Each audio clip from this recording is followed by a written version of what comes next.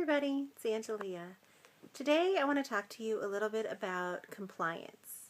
Okay, every company has compliance rules. They will include things such as how you can talk about the products, how you can represent yourself,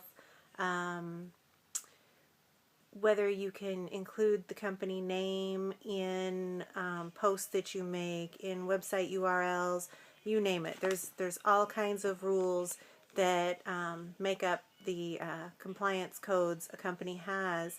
Those are there not only to protect the company, but to protect you. Because when you protect the company, you're protecting yourself. Okay, if you go out and you misrepresent the company, if you see others misrepresenting the company and you don't do anything about that, and something happens with one of those big 3-letter named government agencies that comes in and says, hey, you guys are making false claims, you're making medical claims, you're doing things you're not supposed to do, we've got to shut you down. You're not going to be happy. There went your business. Okay, you have to protect your business. In my company, we call it protecting the house. Okay, we have to protect the house. So first things first.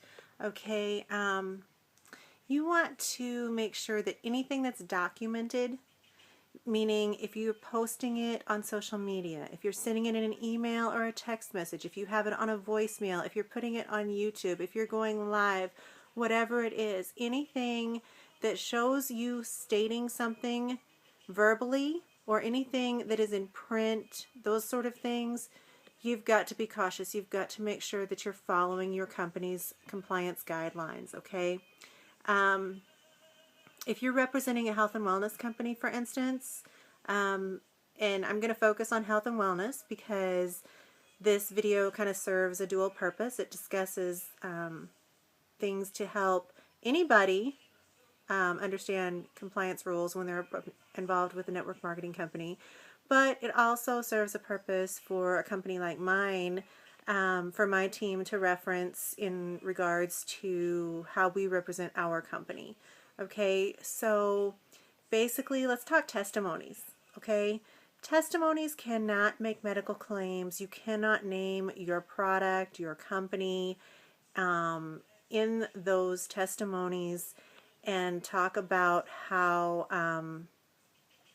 you have, let's say, illness X, and you took product P, and now all of a sudden you no longer have illness X because product P got rid of it and you got this product from company ABC. Okay, it doesn't work that way. You cannot do that. Okay, that is making a medical claim. So we want no medical terms. So that means basically do not mention specific illnesses. Stick with symptoms. Talk about inflammation, talk about swelling, talk about joint pain, you know, those sort of things. Splotches on your skin, whatever it is. Use a symptom. Don't use an actual illness when you're discussing, when you're making a testimony. Leave out your company name, leave out your product name. All you have to say is that you have been using some products that have really helped you, and that's it. Don't get specific. Keep it vague, okay? People know what you're doing. They know what company you're representing. They already know that. If they know you, they already know what kind of illness you might have. And if they don't, that's okay. They don't have to know everything. Not in a documented instance. Okay? Now, if you're talking to someone, let's say one-on-one, you're talking to a friend, a coworker, a family member, somebody that you know pretty well, like I say, they already know you. So chances are they're going to already know what symptoms it is. You know, when you say symptoms, they're going to know what those symptoms relate to. Okay, you don't have to get into all that. You've got to protect your company. You've got to protect yourself. Okay. If you have before and after pictures, I was with a company where we use those. Okay, people doctor pictures. We know there's Photoshop. Okay, You want to use pictures that you know have gone through your company's compliance department and been verified that they are legitimate pictures. You want to follow your company's compliance procedures on before and after pictures to the T. Don't share somebody else's before and after pictures. If you don't know that they're real, if they haven't passed through your company, leave them alone. Do not use them. I know it's tempting because we love our products and we're like, oh, they're so great and we want everybody else to see how great they are and all of these things, okay? Don't do it. Use company approved before and after photos. For instance, my company, you will need to send those photos in to the company, let compliance look at the pictures, decide if they feel like they're legitimate, if they're okay to use. If so, they're going to watermark them, and you're going to know that it's okay to, they're going to post them, and you're going to be able to use those. You're going to have those, be able to share them, okay? Each company's policies are different, but I've been with a few companies that use before and afters, and general rule of thumb is they need to go through compliance before they're used, just to be on the safe side. You don't want to be suspended from your company either. If you're not following compliance procedures, they can suspend you. It doesn't matter how big your organization is. They can take your organization away from you and tell you bye-bye, okay? You don't want that. You're working hard for this. You want to protect yourself. You want to protect your company. I'm going to say that a million times probably, but that's because it is so important. It really, truly is. Let's see here. Income. That's another one. Okay, companies generally have some type of an income disclosure statement.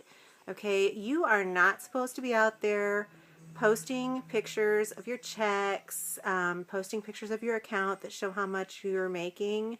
Any of that is called enticement. You are basically trying to sway someone's thought pattern and make them think, oh, gee, look how much money they're making. I can do that too. Oh, it's, there are no income guarantees in network marketing. You cannot do that, okay? You will see income disclosure statements, things like that with companies. You have a disclaimer, okay?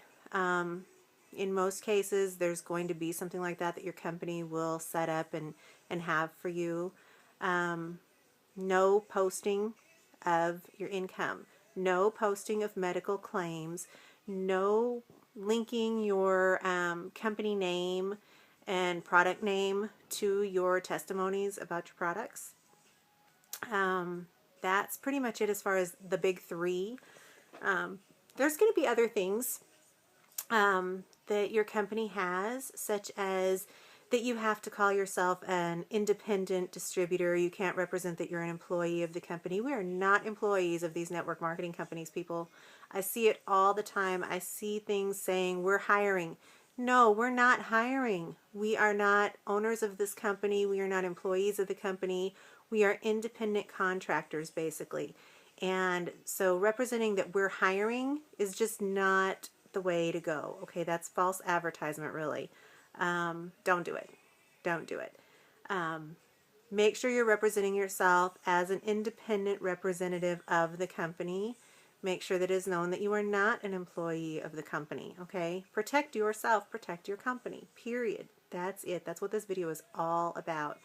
There will be things like website URLs, not having the company name in your website URL. If you build your own website to market your company, that'll be the same for like voicemails. You'll have to say independent distributor or representative of such and such company if you're even allowed to use the name.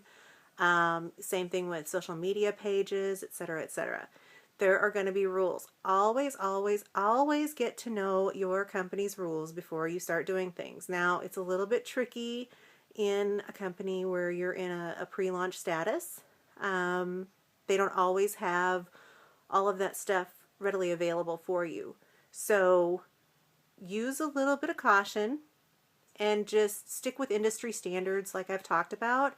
And as your company starts to grow and develop, you will very definitely be exposed to a lot more compliance rules. So just be ready for those and be ready to make those changes as soon as they are made public, made available to you. Just really anything that you're putting out there in public about your company, use some common sense. Okay, I know they say common sense isn't common anymore, but it is. It can be. If you are serious enough about building a business that you're going to put your time, your effort, your money into this, if you're going to put your name on this and say, hey, I'm representing such and such company, then you need to take the time to get to know the policies. Plain and simple, okay? Protect your company, protect yourself. That's pretty much it. Thanks, guys. Bye.